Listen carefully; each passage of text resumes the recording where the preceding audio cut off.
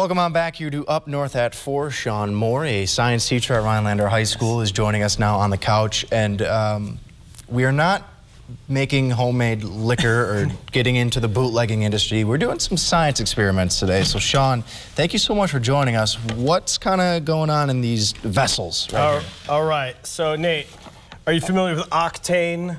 Have you heard the word octane before? In gasoline? I've heard of the word, okay. Okay. Gasoline, octane, how many carbons do you think that is? A lot.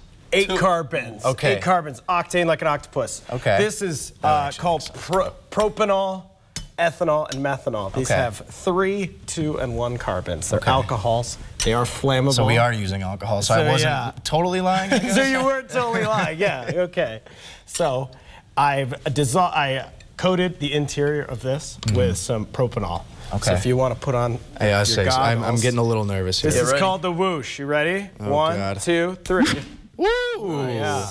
Okay. That was fun. So that was isopropanol. Okay. All right.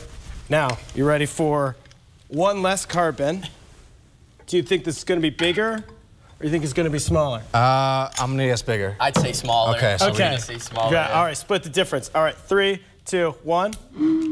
That was cool. Oh, yeah, yeah. It was like a pitch higher, right? Yeah, a little bit. Little musical instruments. And now, that was ethanol, 2 carbons. Now, methanol, 1 carbon. You ready? This will be a little bigger, I feel like.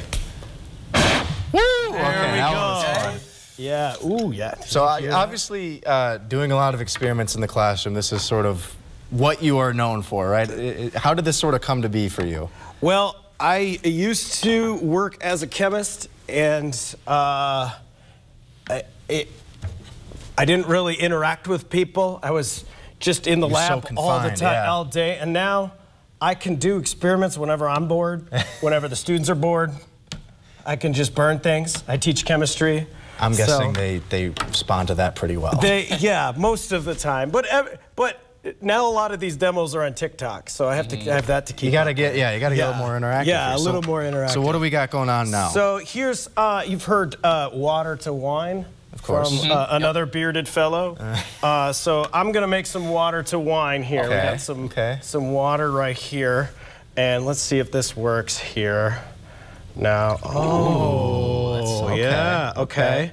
So if you're a wine connoisseur, I know it looks a little fluorescent. Off. A little bit. Yeah. Now, maybe you're not into wine. Maybe something is easier on the stomach. I'm not a big wine guy, personally. All right, how about some milk? Oh, it's good for the bones. Or lemonade. Yeah, yeah. All right. So if that's what you're into, nice, calming, soothing on the stomach. But the weekend's coming up. Of course. You guys are ready for some tall, frosty brew here, and I can't let the bubbles touch me because you wouldn't want to drink this. Not good. Yeah. Not good. And so it's supposed to be kind of yellow, but right. Hey. So what is this, and how did this happen here?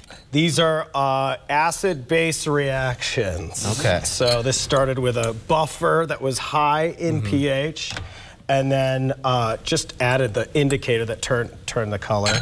And then this was a precipitation reaction. Okay. Immediately, that's what the cloudiness turned into the barium coming out of the solution. And then finally, just some hydrochloric acid to dissolve it. Easy and turn in that I don't want to drink. Yeah, exactly. So what kind of other cool experiments do you guys do in the classroom? Because I know I took chemistry, we did a lot of cool experiments. Yeah, we just started making these little mini rockets that I couldn't exactly make. I couldn't bring them here, so instead I brought something. I'm not trying to burn down the studio. That's a little more fun here. 4th of July is right around the corner. Right.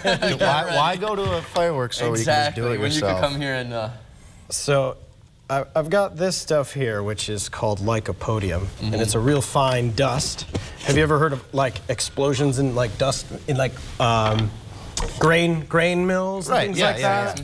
So dust has a real high surface area. So if I were to take this out of my whole little homemade contraption and then blow it over the fire, 1, 2, 3. Very cool. Flamethrower. Well, Sean, we appreciate you coming on with the chat a little bit more, but we'll be right back here on the break. All right. After the break on Up North at 4.